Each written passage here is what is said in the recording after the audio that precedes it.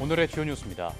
한일 공동연구팀이 동물 실험 결과 휴대전화 전자파와 암 발생은 연관이 없다고 밝혔습니다. 전자파에 노출된 쥐의 뇌, 심장, 부신의 종양 증가 등을 대조군과 비교한 결과 통계적으로 유의미한 차이가 없었다고 밝혔습니다. 인공지능 기본법 시행 이후 모늘련 지원 데스크에 지금까지 170여 건 관련 문의가 접수된 것으로 나타났습니다. AI 생성물 표시 문의가 절반을 차지했고 고영향 AI 여부에 대한 문의도 많았습니다. 대한약사회가 운전할 때 주의가 필요한 의약품 386개 성분을 분류해 약국에 안내했습니다. 운전 금지 성분에는 인슐린, 졸피뎀, 모르핀 등이 포함됐습니다. 국내 연구팀은 찢어진 혈관 구멍에 장착하면 스스로 혈류를 조절해 혈관을 봉합하는 장치를 개발했습니다.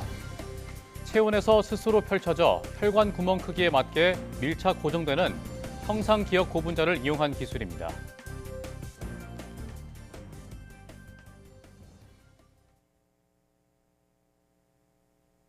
여러분 안녕하십니까? 사이언스투데이 시작합니다. 휴대전화에서 나오는 전자파가 암을 유발할 수 있다는 우려가 커지고 있는데요. 한일 공동연구팀의 동물 실험 결과 뚜렷한 연관성은 확인되지 않았습니다. 임는솔 기자입니다. 한국전자통신연구원이 일본 연구팀과 함께 휴대전화 전자파의 영향에 대해 실험했습니다. 70마리의 수컷쥐에게 생애 전주기인 104주 동안 4W/kg 강도의 900MHz CDMA 전자파를 노출했습니다. W/kg은 몸무게 1kg당 흡수되는 전자파 에너지의 크기를 뜻하는 지표로 인체 안전 기준 설정에 참고가 된 수준입니다. 연구팀은 전자파에 노출된 쥐의 뇌, 심장, 부신의 종양 증가 등을 대조군과 비교했습니다. 그 결과 실험군의 종양 발생률이 자연 발생 범위 안에 있고 통계적으로 유의미한 차이가 없었다고 밝혔습니다. 사람에 해당하는 생애 전주기가 쥐에 대해서는 2년이기 때문에 2년 전주기 노출을 했을 때 바람이 나타나느냐 안 나타나느냐를 저희들이 실험을 통해서 확인을 한 실험입니다. 생존율은 한국에서는 비교군 간의 차이가 없었고 일본에서는 오히려 전자파 노출군의 생존율이 높게 나타났습니다. 전자파 노출에 따른 체온, 체중, 사료 섭취량 변화 양상도 한일 양국에서 전반적으로 유사했습니다. 이 연구가 한국과 일본이 비슷한 구조를 가지고 독립적으로 실험해서 유사한 결과가 나왔기 때문에 상당히 의미가 있는 것으로 봐야 되지 않을까라고 저희가 생각하고. 연구팀은 이번 결과가 휴대전화 전자파에 대한 과도한 우려를 해소하는 데 도움이 될 수 있을 것으로 기대했습니다. 연구 결과는 독성학 분야 국제학술지인 독성과학에 발표됐습니다. YTN 사이언스 임늘솔입니다. 오는 4월부터 약물 운전에 대한 처벌이 강화되면서 대한약사회가 운전할 때 주의가 필요한 의약품 386개 성분을 분류해 약국에 안내했습니다. 약사회는 해당 성분들을 단순주의 3개 성분, 운전주의 166개 성분, 운전위험 199개 성분, 운전금지 98개 성분 등 4단계로 나눴습니다. 운전금지 성분에는 인슐린, 졸피뎀, 모르핀 등이 포함됐습니다. 약사회는 약물에 대한 반응은 개인별로 차이가 있는 만큼 졸림이나 집중력 저하 등 증상이 있을 때 운전을 하지 않는 것이 중요하다고 설명했습니다. 세브란스 병원 연구팀은 찢어진 혈관 구멍에 고정돼 스스로 혈류를 조절하고 혈관을 봉합하는 장치를 개발했습니다. 연구팀은 체온에서 스스로 펼쳐지며 혈관 구멍 크기에 맞게 밀착 고정되는 형상 기억 고분자를 이용해 의료진의 숙련도와 관계없이 안정적인 시술이 가능하다고 밝혔습니다.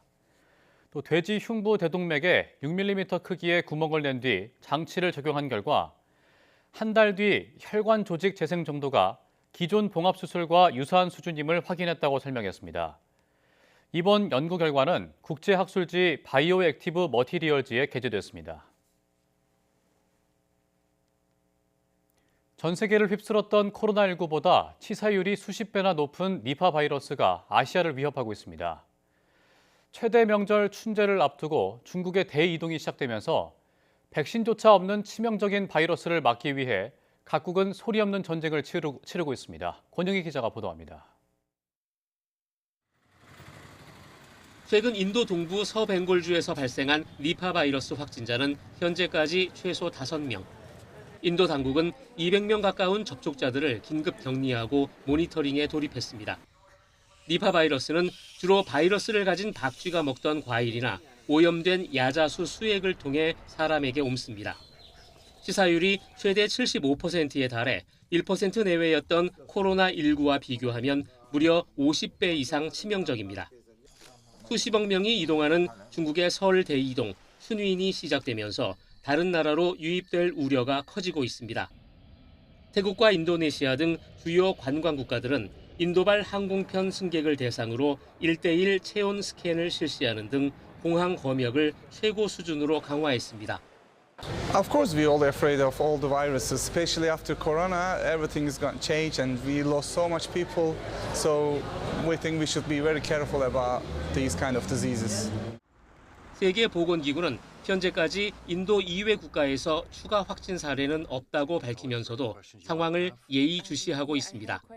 WHO will continue to closely monitor the situation in India and other countries, regularly continuing to assess the risk and provide technical support to local health authorities. 그나마 다행인 건 전파력을 뜻하는 감염 재생산 지수가 0.48에 불과하다는 점입니다. 그러나 전문가들은 전파력이 낮다고 안심하기엔 이르다고 경고합니다. 니파 바이러스는 백신과 치료제가 없는 데다 잠복기가 길게는 45일에 달해 단순한 발열 체크만으론 완벽한 차단이 어렵습니다. Is that it's actually very difficult to control at airports. If you've got a disease that's got 2 weeks incubation period. 우리 질병관리청도 니파 바이러스를 1급 법정 감염병으로 지정해 대응하고 있습니다. 보건당국은 해외여행에서 과일은 반드시 껍질을 벗겨 먹고 감염의 핵심 경로인 생야자수 수액 섭취를 절대 피해야 한다고 당부했습니다. YTN 권영입니다. 한국소비자원은 온라인에서 판매되는 근육통 완화 표방 화장품 20개를 조사한 결과 17개 제품에서 의약품으로 오인할 수 있는 표시 광고가 확인됐다고 밝혔습니다. 조사 대상은 분사형 10개, 크림형 10개로 마그네슘이나 식물 추출물을 원료로 한 화장품입니다. 이 가운데 85%인 17개 제품이 파스, 근육 부상 완화 등의 표현이나 마그네슘 흡수 효과를 강조해 혼동 우려가 있는 것으로 나타났습니다. 소비자원은 해당 사업자에게 표시 광고 개선을 권고했으며 17개 중 16개 업체는 광고를 수정 삭제했고 1개 업체는 판매를 중단했습니다. 지난 22일 인공지능 기본법 지원 데스크가 문을 연 이후 영상과 이미지에 인공지능으로 만든 것임을 밝히도록 한 AI 생성물 표시 문의가 절반을 차지한 것으로 나타났습니다. 이어 서비스를 제공하고 있는 인공지능이 고영향 AI에 해당하는지 확인하는 방법에 대한 문의가 많았고 AI 사업자와 이용자의 구별 문의 등이 뒤를 이었습니다. 과학기술정보통신부는 지난 22일 지원 데스크가 문을 연 이후 열흘 동안 AI 기본법에 대한 문의는 총 172건이 접수됐다며 이같이 밝혔습니다. 또 연말까지 기업들을 대상으로 상담과 안내를 지원하고 문의 내용을 심층 분석해 제도 개선에 활용할 예정이라고 덧붙였습니다. 미국 항공우주국 나사가 우주 비행사들을 달 궤도로 보내는 아르테미스 2호 발사 목표 시점을 한 달간 연기했습니다. 이는 로켓의 연료 주입 후 카운트다운 단계까지 연습하는 모의 실험인 웻드레스 리허설이 연료 누출 문제로 중단된 데 따른 겁니다. 나사는 기술팀이 데이터를 검토하고 두 번째 웻드레스 리허설을 수행할 수 있도록 비행 시험의 가장 빠른 발사 가능 시기로 3월을 목표로 할 것이라고 밝혔습니다. 전날 리허설이 계획대로 성공했다면 가장 이른 발사 가능 시점은 오는 8일로 잡혀 있었지만 첫 번째 리허설이 실패로 돌아감에 따라 발사 가능 시점이 한 달가량 밀리게 됐습니다.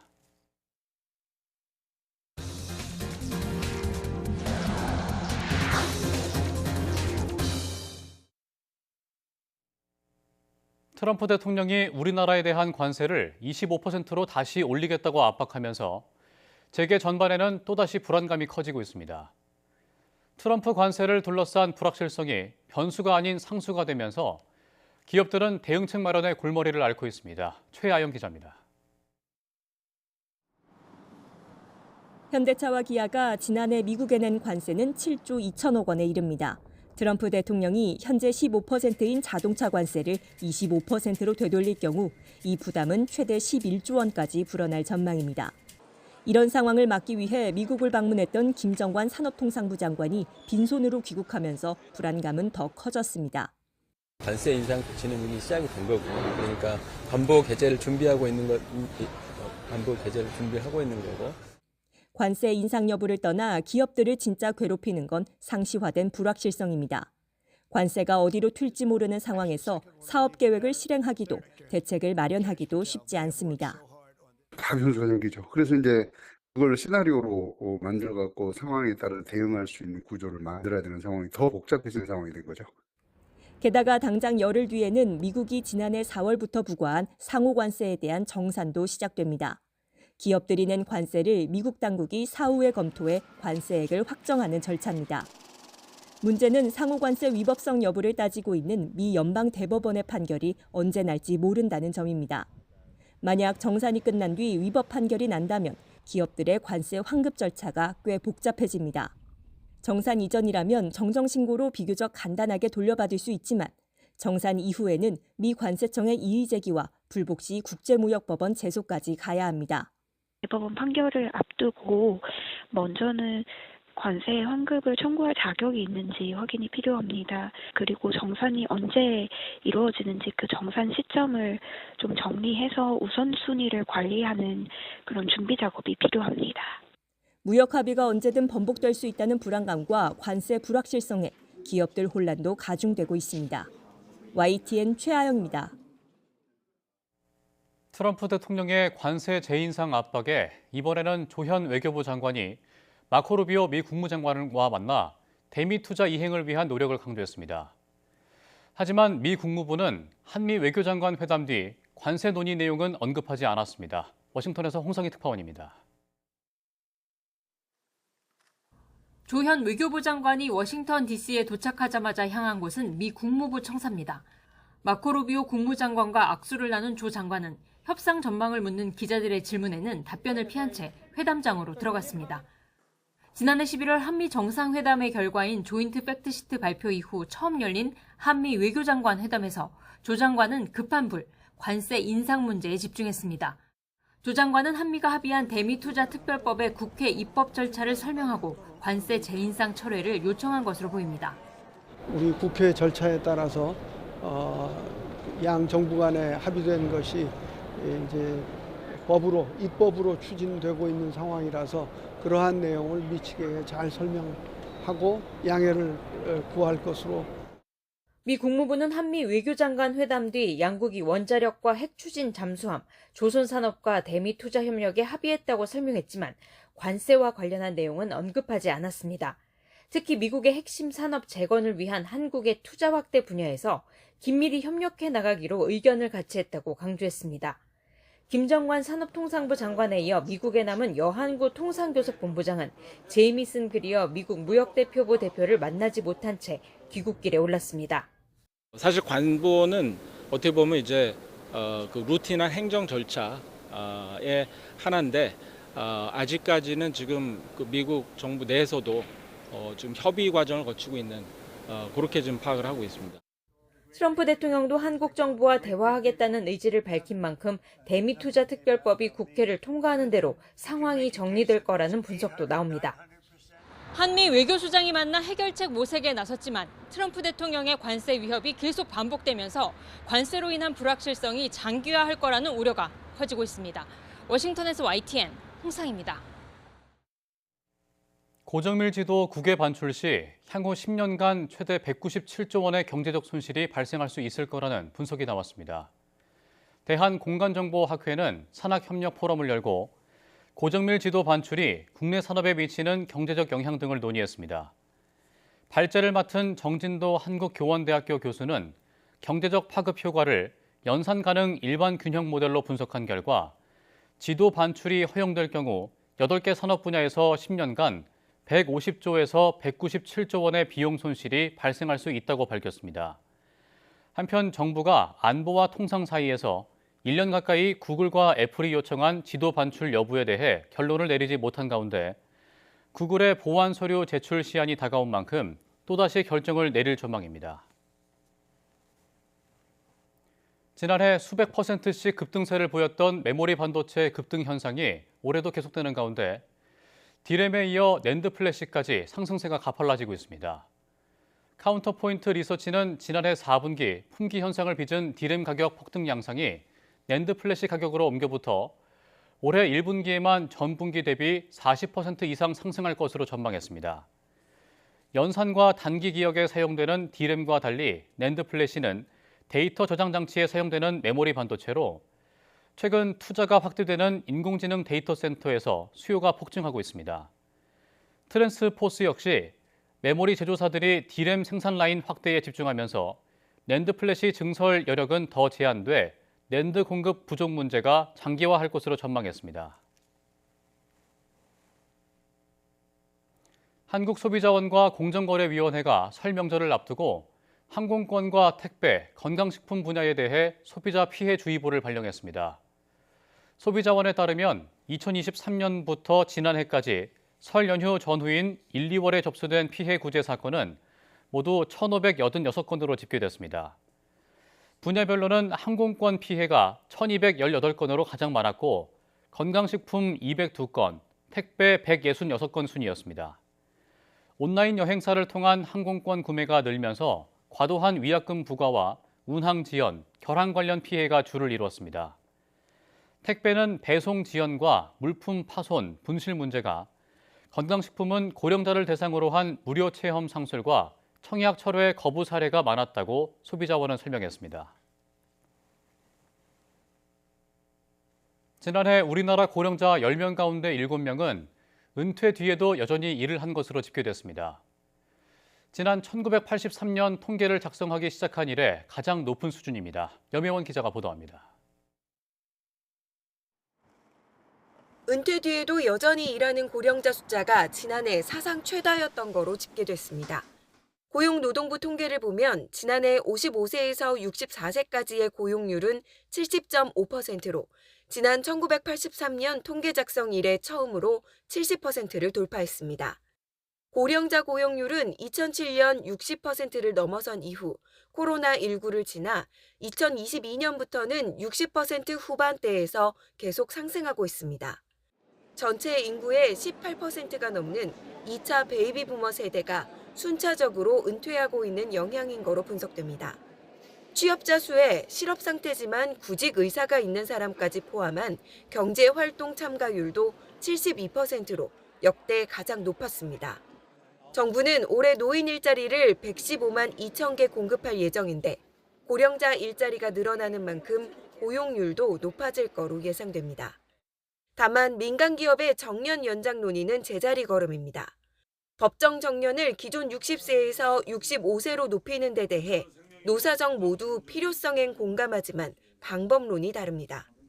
노동계는 정년을 일률적으로 65세로 올리자고 주장하지만 경영계는 정년 뒤 재고용을 요구해 아직 입장차가 큰 상황입니다. YTN 염혜원입니다.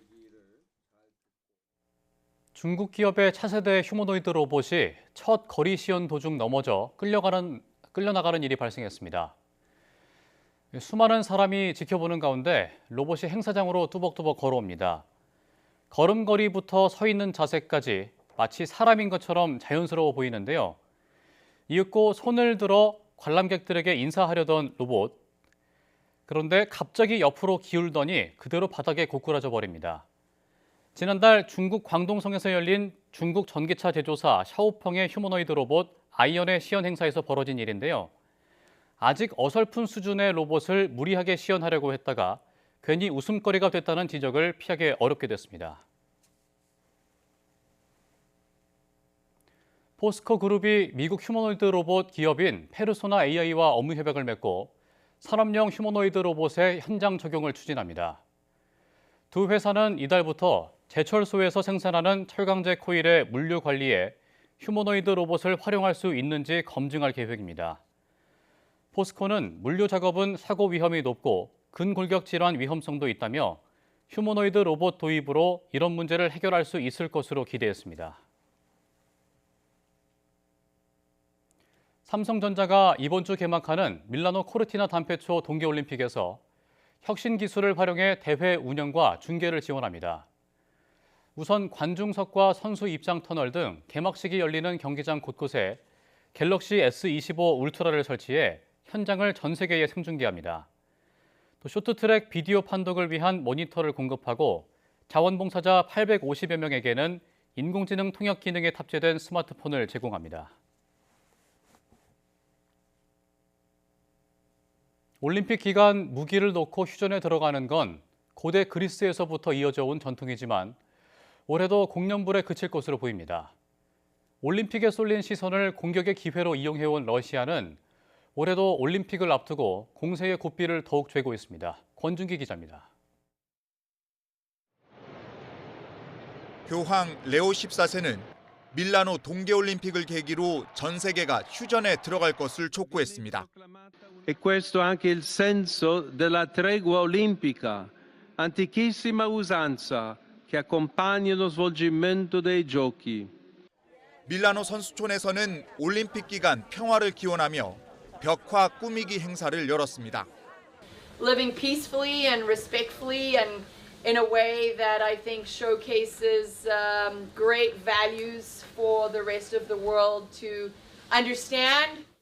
유엔 총회에서는 올림픽 개막 일주일 전부터 패럴림픽 종료 일주일 뒤까지 휴전 결의안을 통과시켰지만 러시아는 아랑곳하지 않고 있습니다.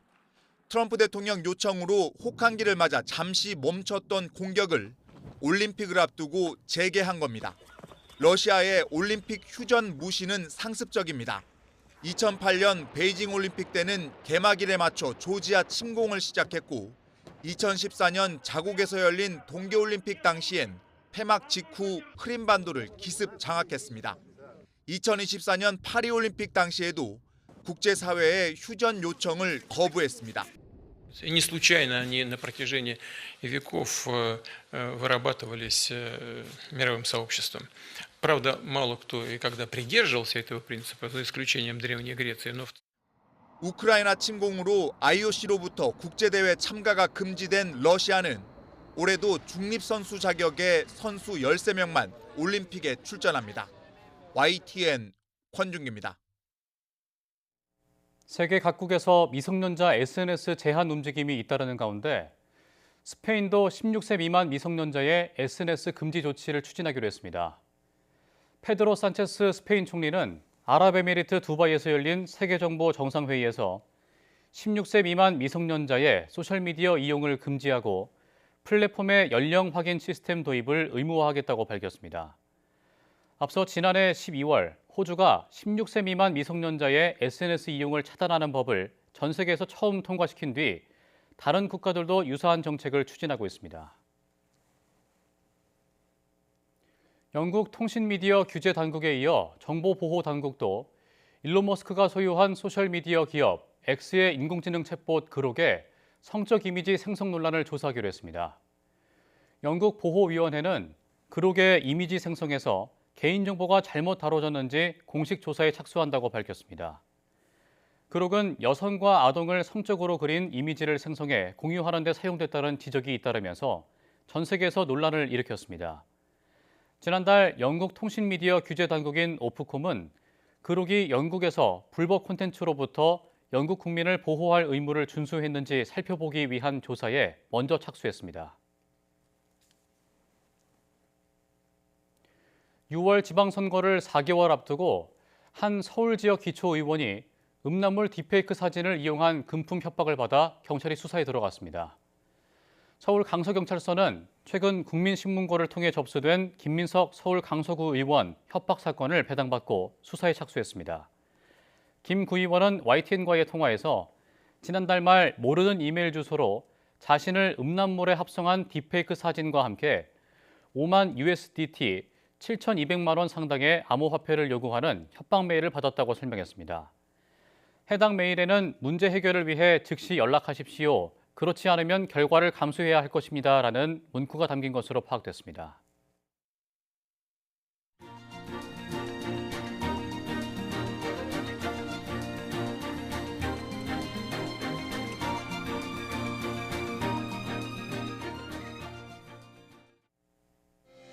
이상으로 사이언스 투데이 마칩니다. 함께해 주신 여러분 고맙습니다.